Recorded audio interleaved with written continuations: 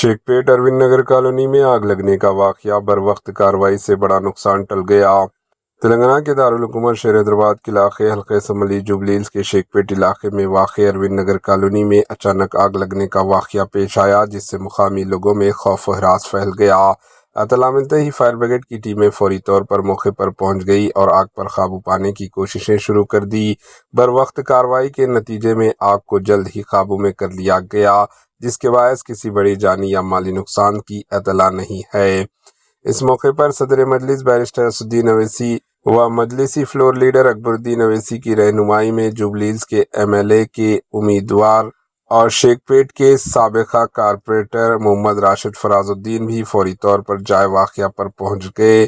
ان کے ساتھ اروند نگر کالونی کے مجلس کے صدر ظہیر قصور اور سرگرم کارکن سلطان خان بھی موجود تھے، جنہوں نے فائر بریگیڈ کے ساتھ مکمل تعاون کرتے ہوئے حالات کو قابو میں کرنے میں اہم کردار ادا کیا۔ مقامی افراد نے بروقت کارروائی اور فوری مدد پر اطمینان کا اظہار کیا۔ آئیے دیکھتے ہیں HN نیوز چینل کے نمائندے یوسف الدین کی یہ رپورٹ۔